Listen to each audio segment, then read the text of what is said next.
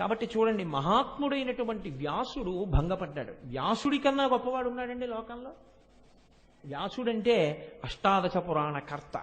ఇప్పుడు మీరు ఏ లలితా సహస్రనామ స్తోత్రం చెప్పుకుంటున్నామో ఆ లలితా సహస్రనామ స్తోత్రాన్ని బ్రహ్మాండ పురాణాంతర్గతంగా మనకి అందించినటువంటి మహాపురుషుడు. అటువంటి మహాపురుషుడు వేద విభాగం చేసినవాడు, అష్టాదశ పురాణములు ఇచ్చినవాడు, బ్రహ్మసూత్రములకు భాష్యములు ఇచ్చినవాడు ఒకానొకప్పుడు తప్పటడిగేశాడు. ఆ తప్పటడి ఫలితం ఏమైందో తెలుసా అండి? ఆయన జీవితంలో ఆయన కాశీ పట్టణానికి వెళ్ళలేదు. ఎంత పెద్ద తప్పు చేశారంటే ఆయన స్వయంగా తన జీవితంలో జరిగినటువంటి సందర్భాన్ని ఆయనే చెప్పుకుంటే కాశీఖండంలో శ్రీనాథుడు దాన్ని ప్రస్తుతి చేశాడు. దాంట్లో ఉండేటటువంటి నీతిని మీరు గ్రహించవలసి ఉంటుంది. ఆయన ఒకానొకప్పుడు కాశీపట్టణంలో సంతోషంగా గడుపుతున్నారు, హాయిగా తపస్సు చేసుకుంటూ. ఆయన ప్రారంధ కర్మ ఏమిటో 7 రోజులైంది ఎక్కడికి వెళ్ళి భవతి భిక్షాందేహి అన్న పట్టెడన్నం దొరకలేదు. 7 రోజులు ఆకలితో అలమటించిపోయారు. జైమిని, పైలుడు మొదలైన శిష్యులందరూ కూడా ఉన్నారు. 7వ రోజు కూడా ఇవాళ అన్నం దొరకకపోతే మాత్రం నేను అంగీకరించనని బయలుదేరాడు. ఇంతటి మహాజ్ఞాని మధ్యాహ్నం అయింది, ఒక వీధిలోకి వెళ్ళి ఇళ్ల ముందు నిలబడి భవతి భిక్షాందేహి భవతి భిక్షాందేహి అంటూ తిరుగుతున్నాడు. ఎవ్వరూ అన్నం పెట్టలేదు. ఆ భిక్షాపాత్రని తీసి కనుబొమలు ధనస్సుల్లా ఉంచి ఈ కాశీపట్టణాన్ని శపిస్తానని శపథం చేసి భిక్షాపాత్రని చేసి రాతికేసి కొట్టాడు. అది ముక్కలైపోయింది. భిక్షాపాత్ర అంటే ఇంకా దానికన్నా అహంకార పరిత్యాగం చేయడానికి వేరే వస్తువు ఉండదు కదండి. గోచీ పెట్టుకున్నవాడు ఐశ్వర్యం గురించి మాట్లాడడం ఎందుకు? అది ఎటువంటిదో భిక్షాపాత్ర ఉన్నవాడికి అహంకారం ఉండడం అటువంటిది. ఆయన పట్టుకున్నదే భిక్షాపాత్ర, ఇంకా మళ్ళీ అహంకారం ఏమిటి? అంటే భిక్షాపాత్ర పట్టుకున్న వాడికి అహంకారం వచ్చిందంటే ఎంత గమ్మత్తుగా వచ్చిందో చూడండి. అది తన జీవితంలోనే చెప్పుకున్నాడు వ్యాసుడు. ఈ భిక్షాపాత్రని రాతికేసి కొట్టాడు. 100 వక్కలైపోయింది.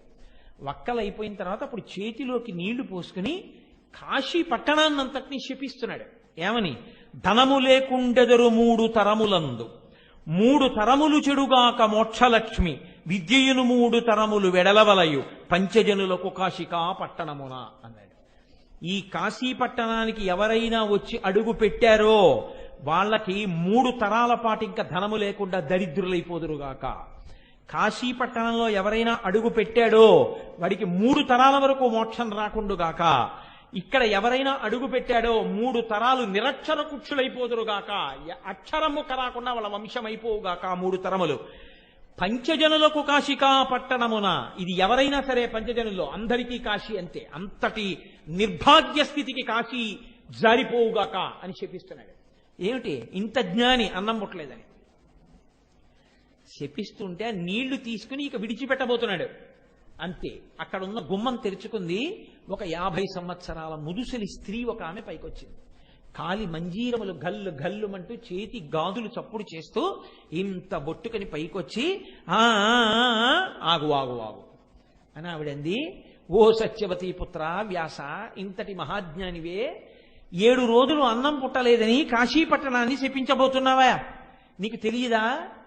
ఇక్కడ మధ్యాహ్నం అయ్యేటప్పటికి సమస్త భూతకోటికి అన్నం పెడుతుంది అన్నపూర్ణమ్మ. విశాలాక్షి బిడ్డలు ఎక్కడ అన్నం తినలేదు అని చూసి చూసి అన్నం పెడుతుంది. అందుకే ఇప్పటికీ కాశీలో అన్ని అన్నదాన సత్రవులు అమ్మవారే పెడుతుందిట. కాశీ పట్టణంలో మధ్యాహ్నం తిన్న అన్నం విశాలాక్షి పెట్టిన అన్నమే. అందుకే అన్నపూర్ణాష్టకంలో శ్లోకం చెప్పకుండా కాశీలో అన్నం అసలు తినకూడదు. న్యాయానికైతే ఇంట్లో అయినా అంతే. ఒక్కసారి ఆ అన్నపూర్ణాష్టకంలో ఒక్క శ్లోకమైనా చదువుకుని మనం అప్పుడు జ్ఞానవైరాగ్య సిద్ధ్యర్థం భిక్షాం దేహీ చ పార్వతీ మాతా చ పార్వతీదేవి పితాదేవో మహేశ్వర బాంధవ శివభక్తాశ్చ స్వదేశో భువనత్రయం అని శంకర భగవత్పాదులు అంటారు. చక్కగా చదువుకుని మనం అప్పుడు అన్నం తినవలసి ఉంటుంది. అటువంటి కాశికా పట్టణంలో మధ్యాహ్నం అన్నం ఎవరు పెడతారో నీకు తెలియదా వ్యాస? ఇక్కడ ఉన్న సమస్త పిపీలికాది పర్యంతమనకు మధ్యాహ్నం వేళలో అన్నం పెట్టేది నేనే, ఏ రూపంలో పెట్టినా. శ్రీ విశాలాక్షి బంగారు తెడ్డునందు అమృతపాయ సమసగున భ్యాగతులకు కాశికాపురి మధ్యాహ్న కాలమనగా వినియు నెరుగవి ఆతిథ్య వేళలందు. మధ్యాహ్నం అయ్యేటప్పటికే అన్నపూర్ణం ఇక్కడ అన్నం పెడుతుంది. నీకు తెలియదా వ్యాస ఈ విషయం? నీకు 7 రోజుల నుంచి అన్నం దొరకట్లేదంటే నేను పెట్టట్లేదు అంటే ఎందుకు పెట్టకుండా ఉండి ఉంటాను? ఈశ్వరాజ్ఞ. ఈశ్వరుడు ఎందుకు నీకు అన్నం దొరకకుండా చేశాడు? మహానుభావుడు, మహాజ్ఞాని వ్యాసుడు 7 రోజులు అన్నం దొరకపోయినా ఈ కాశీలో ప్రాణం పోతే చాలంటాడు తప్ప అన్నం కోసం వెంపర్లాడడు అనుకున్నాడు విశ్వేశ్వరుడు. నీ ద్వారా లోకానికి ఆ గొప్పతనాన్ని చూపించాలనుకున్నాడు. నువ్వేం చేశావు? భిక్ష లేదని ఇంత కోపింతురయ్యా, కాశికాపట్టణమున కానినేయ్య, నీ మనశ్శుద్ధి తెలియంగా నీలకంఠుడింత చేసెనుగాక ఇదేమి భ్రాంతి? నీలకంఠుడు మహానుభావుడు శంకరుడు నిన్ను పరీక్ష చేయడం కోసమని అన్నం దొరకకుండా చేశాడు తప్ప ఇక్కడ మధ్యాహ్నం అయ్యేటప్పటికి అన్నం పెట్టడానికి నేను లేనయ్యా. అటువంటిది కాశికాపట్టణాన్నే శపించేద్దాం అనుకుంటున్నావా? పరమశివుడు ఎంత కోపిస్తాడో తెలుసుకున్నావా? సరే వెళ్ళి గంగానదిలో స్నానం చేసి అభిషేకం చేసుకుని రా భోజనానికి వడ్డిస్తానంది. ఆవిడే విశాలాక్షి, ఆవిడే అన్నపూర్ణ అని గ్రహించలేకపోయాడు ఇంతటి వ్యాసుడు. దేని మీద? అన్నం మీద భ్రాంతితో. తనీ చెప్పుకున్నాడు. వెళ్ళాడు, గంగలో స్నానం చేశాడు, అభిషేకం చేసుకున్నాడు, కడుపు నకనకలాడిపోతోంది. వచ్చాడు. మీరు కాశీఖండం చదివితే తెల్లబోతారు. ఒక్క తాలింపు వాసన లేదు, ఒక పోపు వాసన లేదు, ఓ కూరగాయలు తరిగిన సందర్భం లేదు, ఎక్కడ ముచికలు కనపట్టం లేదు, వేడి లేదు, పొగ లేదు, వండుతున్న పాత్రలు లేవు, చప్పుళ్ళు లేవు. ఓహో, ఈ యువతి మోసం చేసింది రామన్ని, ఈమెని కూడా శపించవలసి ఉంటుందా ఏం అనుకున్నాడు. ఆవిడంది, వచ్చారా భోజనానికి? రండి కూర్చోండి. అందరూ కూర్చున్నారు శిష్యులతో కలిసి.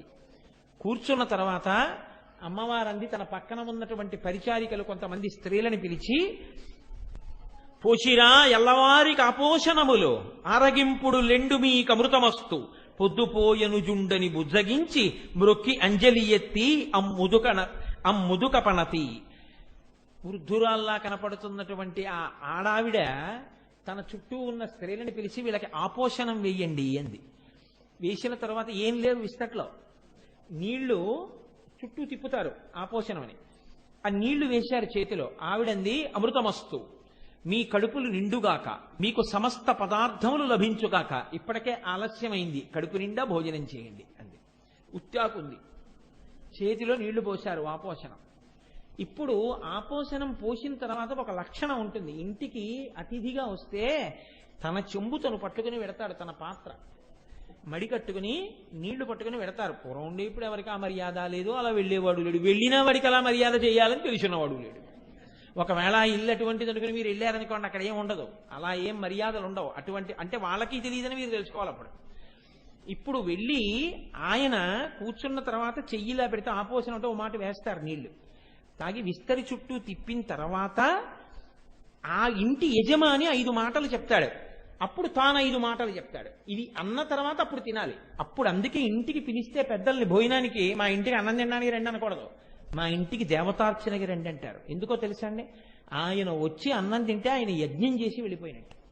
ఆయనకు అన్నం పెట్టడం అంటే యజ్ఞానికి హవిస్సులు ఇచ్చేసినట్టే. ఆయన విస్తట్లో మీరు ఎన్ని మాటలు వేశారో, ఆయన ఎన్ని మాటలు నోట్లో పెట్టుకున్నాడో అన్ని మాటలు యజ్ఞాగ్నికి హవిస్సులు ఇచ్చినట్టుగా లెక్కకొస్తుంది. అందుకే మహాత్ములు ఇంటికి వచ్చి అన్నం తినడం అంటే మాటలు కాదు. ఎందుకు వస్తారు, ఎందుకు తింటారు, వాళ్ళకి ఏం పని? వచ్చారంటే అంత మర్యాదగా పెట్టవలసి ఉంటుంది. కాబట్టి చూడండి, శ్రద్ధాయాం ప్రాణే వినిష్టో అమృతం జుహోమి అంటారు. అంటే ఈయనేమంటాడంటే ఓం ప్రాణాయ స్వాహ అంటాడు. ఈ ప్రాణాయ స్వాహ అన్నప్పుడు ఈ వేలు ఇలా పెట్టి ఈ మృగముద్ర పట్టి నేతి అన్నపు ముద్ద తీసి పళ్ళకి తగలకుండా నాలుక మీద పెట్టి మింగుతారు. అప్పుడు ఇక్కడే ఉన్నటువంటి అగ్నిహోత్రానికి హవిస్సు అవుతుందని ముందు. అందుకని ముందు వాళ్ళేమంటారంటే శ్రద్ధాయాం ప్రాణే వినిష్టో అమృతం జుహోమి, నివిష్టో అమృతం జుహోమి అంటారు. అంటే ఓం ప్రాణాయ స్వాహ అంటారు. ఇప్పుడు వాళ్ళేమంటారంటే శ్రద్ధాయాం అపానే నివిష్టో అమృతం జుహోమి అంటారు. ఓం అపానాయ స్వాహ అంటాడు. శ్రద్ధాయాం వ్యానే నివిష్టో అమృతం జుహోమి అంటే ఓం వ్యానాయ స్వాహ అంటాడు. ఇలా 5 మాటలు చెప్తారు. 5 మాటలు ఈయన ఏమంటాడంటే ఓం ప్రాణాయ స్వాహ, ఓం అపానాయ స్వాహ, ఓం వ్యానాయ స్వాహ, ఓం ఉదానాయ స్వాహ, ఓం సమానాయ స్వాహ అని పుచ్చుకుంటాడు. ఆయన మరి ఆపోషణ వేసిన తర్వాత తిప్పాక పుచ్చుకోవాలి. ఆవిడంది అక్కడ నిలబడి శ్రద్ధాయాం ప్రాణే నివిష్టో అమృతం జుహోమి అంది. శ్రీనాథుడి కవిత వైచిత్రండి. అంటే అమ్మ ఇంత తప్పు చేసినా అన్నం పెట్టింది, అయ్య మాత్రం ఇంకా క్షమించలేదు. మీరు చూడండి గమ్మత్తు. అమ్మ కారుణ్యం అంటే ఏమిటో చూపిస్తున్నాడు వ్యాస భగవానుడు, చూపిస్తున్నాడు శ్రీనాథుడు కాశీఖండంలో. మదన సంజీవని మదనహరుడు, ఈయన మన్మధుణ్ణి కాల్చి చంపేశాడు. కాల్చి చంపేసిన మన్మధుణ్ణి బతికించింది ఆవిడే. ఎంత గొప్పగా చెప్తున్నాడో చూడండి. అమ్మంటే ఎలా ఉంటుందో అయ్యంటే ఎలా ఉంటాడో చూపిస్తున్నాడు. ఇది పద్యరచన అంటే, ఇది హృదయం అంటే. నాగేంద్రని భయాన నాగకుండలధారి, ఈవిడ నడిచేస్తుంటే ఏనుగు నడిచేస్తున్నంత మందంగా అంత అందంగా ఉంది. ఆయన చెవులకి కూడా పిల్లపాములు నెట్టుకున్నాడు. అంటే భుస్ భుస్ లేని ఉన్నాడు. భువనమోహన గాత్ర, భువనకర్త. ఆవిడ భువనములన్నీ ఇలా చూడగానే అబ్బా నా తల్లి అనిపించి పొంగిపోయే రూపంతో ఉంది. ఆయన లోకములను నడిపించే దక్షత ఉన్నవాడు. అంటే ఎక్కడ తప్పు జరిగిందో అక్కడ శిక్ష కూడా వేస్తాడు. భువనకర్త. గిరిరాజ కన్యక, గిరిరాజ నిలయుండు.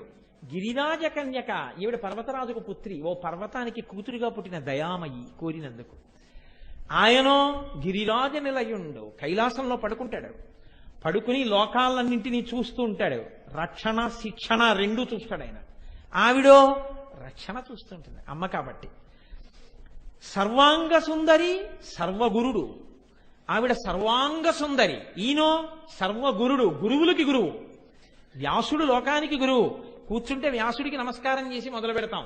గురువులకి గురువు అంటే గురువు మార్గం తప్పితే శిక్షించి గురువును కూడా మార్గంలో పెట్టేవాడు ఆయన, సర్వగురుడు. అంటే చెప్పకుండా ఏం చెప్పేస్తున్నాడు దీంట్లో? ఇంత తప్పు నేను చేసినా కాశీపట్టణాన్ని శపిస్తానని నేనన్నా అన్నం పెట్టింది ఆవిడే. అలాగే చూస్తోంది ఆవిడే. ఈయన మాత్రం కొంచెం బుస్సుమంటున్నాడు, కాశీపట్టణాన్ని శపిస్తానన్నావని.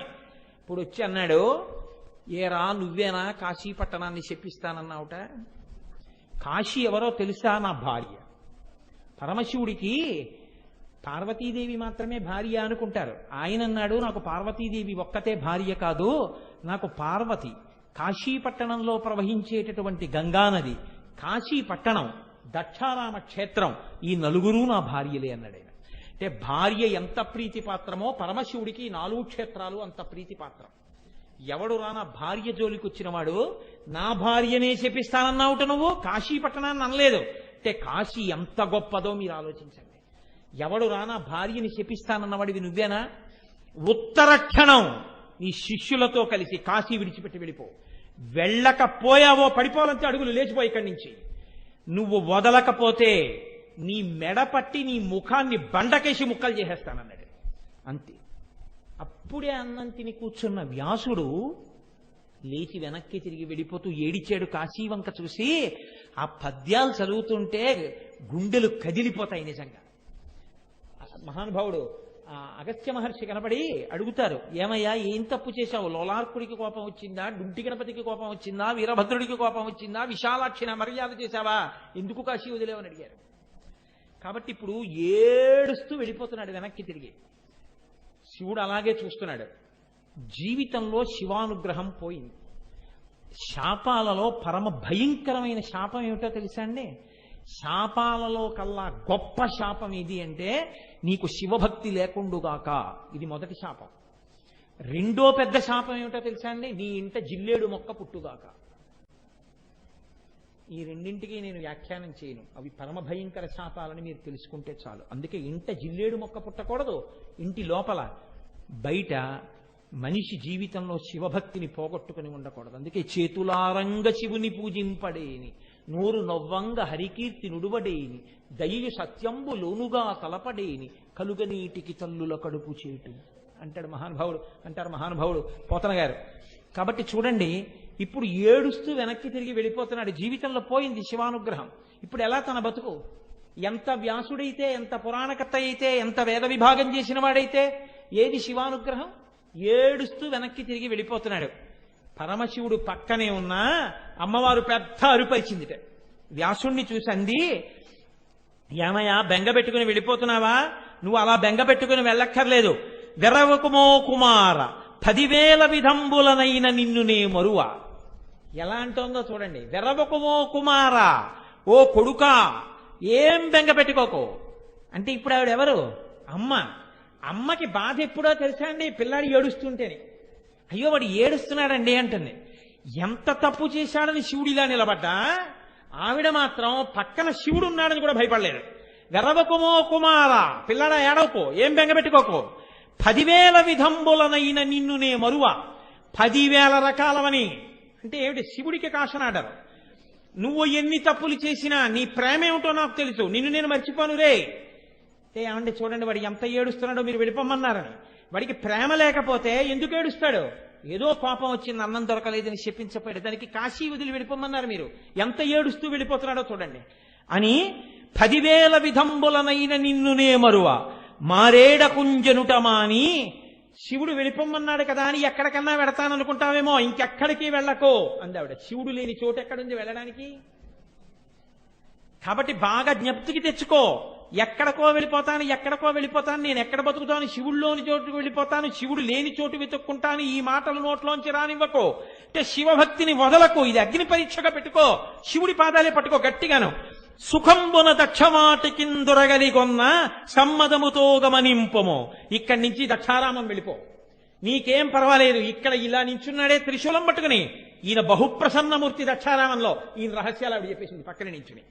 నీకేం భయం లేదు, దక్షారామం వెళ్ళి పూజ చేయి. ఈ శివుడే ప్రసన్నుడై మళ్ళీ నీకు దర్శనమిచ్చి నిన్ను గుండెల మీద పెట్టుకుంటాడు. నీకేం భయం లేదు. కాబట్టి గమనింపుము భీమనాయకుండరగొరలేని వేల్పు నిఖిలాభ్యుదయంబులు నీకు నయ్యడం. ఆ దక్షారామ భీమేశ్వరుడున్నాడే, ఆయన అరగొరలేని వేల్పు. ఆయనకు అసలు కోపం అన్నది లేదు. ఎంత ప్రసన్నమూర్తో, ఎంత సంతోషంగా ఉంటాడో. ఈయనే అక్కడ అలా ఉంటాడు. ఇక్కడ కాశీ పట్టణంలో జ్ఞాన వైరాగ్యములతో ఉండవలసిన వాడివి భోగం కోసం ఏడుస్తున్నావా అని కోపడ్డాడు. అక్కడ భోగం ఇచ్చేవాడిగా ఉంటాడు ఈయనే. కాబట్టి అక్కడికి వెళ్ళి నమస్కారం చేయి, మళ్ళీ గభాల తొడ మీద కూర్చోబెట్టుకుంటాడు అని. నిన్నునే మరువ, నిన్ను నేను మరిచిపోను, నీకు శివానుగ్రహం కలిగేటట్టు నేను చూస్తాను. దగ్గ పెట్టుకోక పిల్లాడా, వెళ్ళిపో దక్షారామం అంది. వచ్చేసాడు దక్షారామం వ్యాసుడు. వచ్చి దక్షారామ భీమనాథుడి దగ్గర కూర్చుని, అందుకే ఇప్పటికీ పక్కన స్తంభం మీద వ్యాస భగవానుడు ఉంటాడు, స్తోత్రం చేశాడు. అందులోంచి ప్రత్యక్షమయ్యాడు పరమేశ్వరుడు. పొంగిపోయి తల మీద 2 చేతులు పెట్టుకుని నర్తన చేసేశాడు.